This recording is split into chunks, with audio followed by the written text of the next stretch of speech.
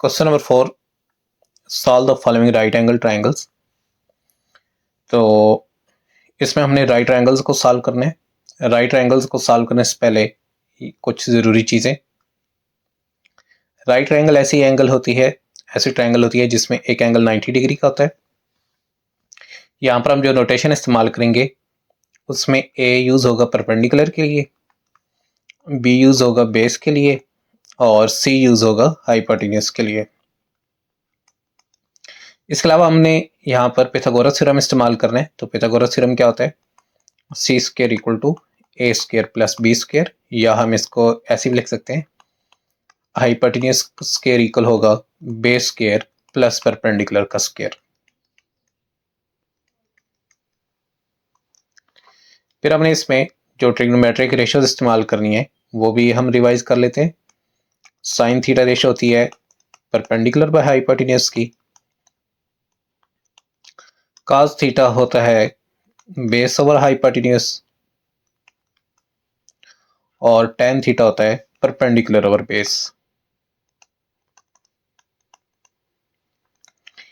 ये सारे फॉर्मूले इसमें यूज होंगे। तो चलिए अब हम इसके क्वेश्चन सॉल्व करते हैं। फर्स्ट पार्ट देखें। फर्स्ट पार्ट में हमें साइड ए दी गई है 4 सेंटीमीटर, जबकि सी है 4 स्क्वायर रूट 2। तो अगर हम इसकी डायग्राम बनाएं तो ये कुछ इस तरह की डायग्राम बनेगी जिसमें ए साइड है 4 सेंटीमीटर और सी है 4 स्क्वायर रूट 2, और ये ट्राइंगल है हमारी ए बी सी।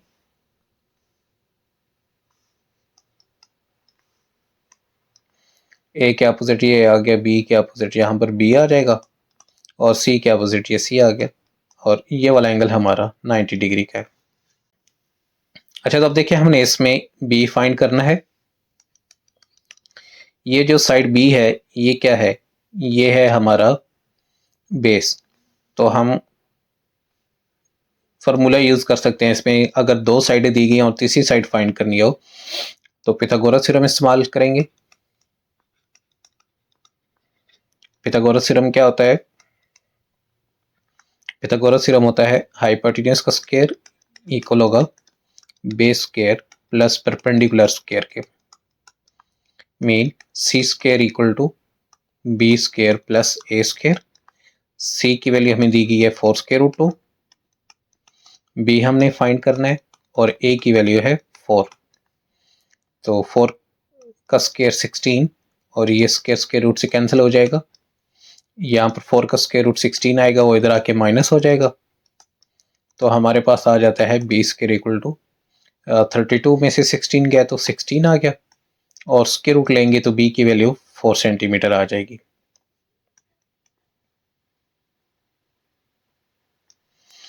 अब आपने इसमें एंगल फाइंड करने हैं। तो एंगल क्या होंगे? तो देखिए हमारे पास परपेंडिकुलर भी आ गया है और बेस भी आ गई है। तो हम ये वाला एंगल फाइंड कर लेते हैं।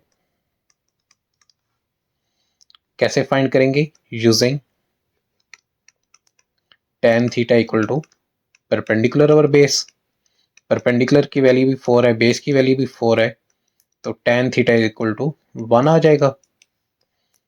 Theta equal to tan inverse of 1, और ये होता है 45 डिग्री। कैलकुलेटर पर आप देख लेंगे। ये आ गया हमारा एंगल ए, और एंगल बी भी 45 ही होगा क्योंकि 90 ये है, 45 ये है, तो टोटल एंगल कितना होता है? 180 डिग्री होता है ना। तो ये दोनों 45 और 45 होंगे तब 180 डिग्री पूरा होता है। तो ये आपका क्वेश्चन सॉल्व हो गया जी। सेकंड पार्ट देखें। तो सेकंड पार्ट में हमें दो एंगल्स दिए गए हैं। एक एंगल 90 डिग्री का है और एक 60 डिग्री का है, और एक साइड दी है पी क्यू वाली जो कि 4 स्क्वायर रूट 3 है। तो ये ट्रायंगल मैंने आपके सामने बना दी है। एक एंगल हमने फाइंड करना है। तो हमें पता है कि ट्रायंगल में एंगल्स का सम होता है 180 डिग्री। तो इसमें एंगल पी हम पुट कर देंगे 60, क्यू को हम 90 डिग्री पुट कर देंगे, तो एंगल आर हमारा आ जाएगा 180 माइनस 150, तो आर आ जाएगा 30 डिग्री। अब अपने दो साइडें फाइंड करनी है, एक साइड हमारी है ए और एक है सी। मेन हमने परपेंडिकुलर और हाइपोटेन्यूज फाइंड करना है। तो पहले हम परपेंडिकुलर फाइंड करते हैं। परपेंडिकुलर के लिए हम रेशियो यूज कर सकते हैं tan थीटा।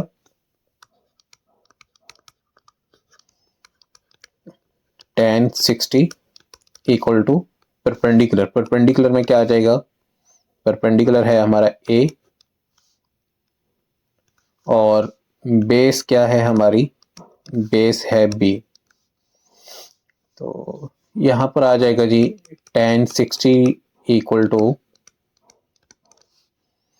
ए तो हमने फाइंड करना है, बेस हम पुट कर देंगे 4√3। tan 60 की वैल्यू होती है √3 और ये वाला 4√3 इधर मल्टीप्लाई हो जाएगा, तो ए हमारा आ जाएगा 4 इंटू 3 12 सेंटीमीटर। अब हमारी साइड सी फाइंड करनी रह गई है। तो सी वाली जो साइड है हमारी, यह है हाइपोटेन्यूज। तो हम cos को भी यूज कर सकते हैं बेस ओवर हाइपोटेन्यूज, और साइन थीटा भी यूज कर सकते हैं। तो चले हम साइन थीटा यूज कर लेते हैं, यूजिंग साइन 60 डिग्री, और साइन होता है परपेंडिकुलर और हाइपोटेन्यूज। परपेंडिकुलर है हमारा 12 जो कि ऑलरेडी आया हुआ है, और हाइपोटेन्यूज सी हमने फाइंड करना है। तो सी इधर चला जाएगा और साइन 60 यहाँ पर आके डिवाइड हो जाएगा। अब साइन 60 की वैल्यू है √3/2, तो ये 2 इधर ऊपर आके मल्टीप्लाई हो जाएगा, 24/√3 हो जाएगा। अब हम इसको थोड़ा सा सिंप्लीफाई करते हैं, तो 24 को हम लिख सकते हैं 8 इंटू 3, और अब इस 3 को हम लिख सकते हैं, देखिए 3 की पावर 1 है तो हम इसको ऐसे लिख सकते हैं 3 की पावर 1/2 और 3 की पावर 1/2, और ये जो 3 की पावर 1/2 है हम इसको स्क्वायर रूट बना सकते हैं। तो ये 8, 3 को हम लिखेंगे √3 इंटू √3 डिवाइडेड बाय √3।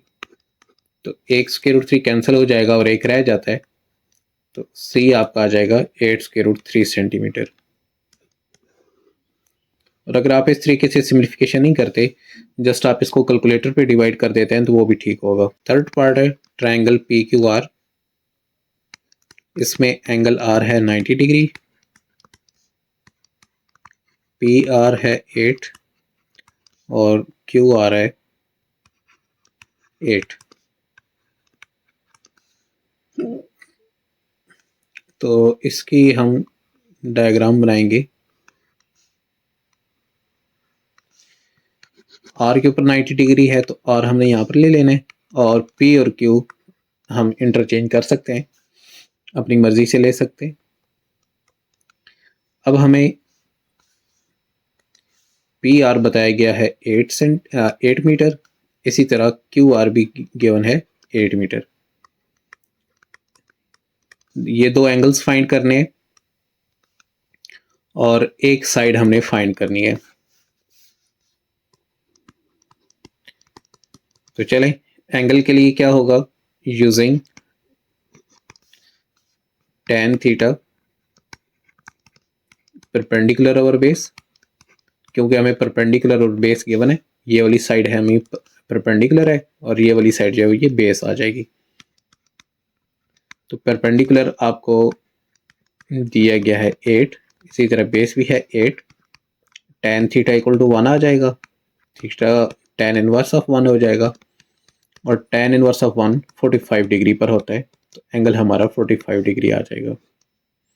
या इसको हम ऐसे लिख सकते हैं कि ये हमारा एंगल क्यू है। अब हमें पता है कि ट्रायंगल में तमाम एंगल्स का सम 180 डिग्री होता है, तो angle P plus Q plus R 180 हो जाएगा। Q हमने फाइंड किया है 45 डिग्री, R हमें दिया गया था 90 डिग्री, और P हमने फाइंड करना है। तो एंगल पी भी हमारा आ जाएगा 180 माइनस 135 करेंगे तो पी भी 45 डिग्री आ जाता है। और वैसे ये अंडरस्टूड भी है क्योंकि ये एंगल अगर 90 है, ये 45 है, तो टोटल एंगल 180 होता है। तो 180 को पूरा करने के लिए कितना रह जाता है? 45 डिग्री रह जाता है। अब हमने सी फाइंड करना है, तो हम इसके लिए साइन थीटा यूज कर सकते हैं। Using sine theta perpendicular over hypotenuse. Perpendicular A है और हाइपोटेन्यूज हमारा सी है। तो साइन 45 डिग्री होता है 1/√2। ए की वैल्यू गिवन है 8 और सी हमने फाइंड करना है। तो सी इधर मल्टीप्लाई हो जाएगा 1 के साथ, जबकि ये √2 इधर मल्टीप्लाई हो जाएगा। तो सी की वैल्यू आ जाएगी 8√2 मीटर। देखिए जी, राइट एंगल हमने बना लिए। एंगल एक्स है 90 डिग्री, तो यहाँ पर 90 डिग्री ले लिया, और वाई और जेड हम अपनी मर्जी के ले सकते हैं। तो वाई जेड की वैल्यू आपको दी गई है 16, इसी तरह एक्स जेड आपको दिया गया है 8। मतलब ये हाइपोटेन्यूज की वैल्यू है और ये बेस आ जाएगी हमारी। हमने परपेंडिकुलर फाइंड करना है। तो चले हम ये एंगल फाइंड करते हैं। तो एंगल फाइंड करने के लिए देखें, हमारे पास बेस दी गई है और हाइपोटेन्यूज दिया गया है। तो हम cos थीटा अगर हम यूज कर लें, cos theta equal to, cos theta किसकी रेशो होती है? cos रेशो होता है बेस और हाइपोटेन्यूज की, यानी कि b ओवर c आ जाएगा। तो b की वैल्यू आपको गिवन है 8, c की वैल्यू है 16, ये आ जाएगा 1/2 और थीटा हो जाएगा cos इनवर्स ऑफ 1/2। अब cos इनवर्स 1/2 कहाँ पर होता है जी? तो ये होता है 60 डिग्री के ऊपर। तो थीटा आपका ये वाला आ जाएगा 60 डिग्री। अब ये वाला एंगल हमारा फाइंड करना रह गया, जबकि z वाला एंगल हमारा 60 डिग्री आ चुका है। तो हमें पता है कि एक ट्रायंगल में तमाम एंगल्स का सम होता है 180। तो एंगल x, एंगल y और एंगल z 180 डिग्री होंगे। x हमें दिया गया है 90 डिग्री, y हमने फाइंड करना है, और z वाला एंगल हमारा है 60 डिग्री। तो एंगल y आ जाएगा जी 30 डिग्री। अब हमने ये साइड फाइंड करनी है परपेंडिकुलर। तो परपेंडिकुलर के लिए हम यूज कर लेते हैं tan थीटा, जो कि होता है परपेंडिकुलर ओवर बेस। परपेंडिकुलर है हमारा a, बेस को हमने b का हुआ है, वैल्यूज पुट कर देंगे। थीटा हमारा 60 डिग्री आया था, a हमने फाइंड करना है, b की जगह पे है 8। अब tan 60 के ऊपर होता है √3 और ये 8 इधर मल्टीप्लाई हो जाएगा a के साथ। तो a आपका आ जाता है 8√3।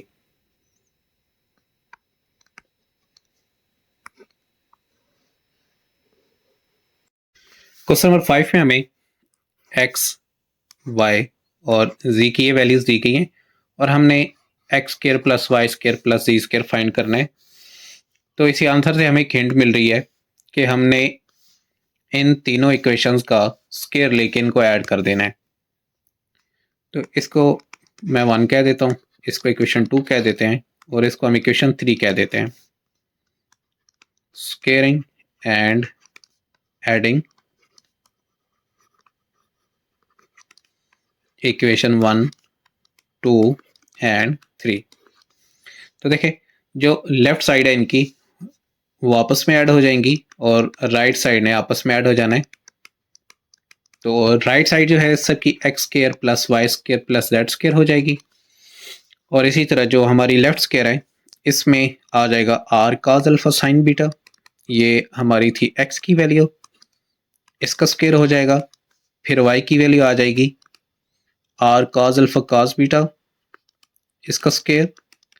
और फिर z की जो वैल्यू है r साइन अल्फा, इसका स्केयर।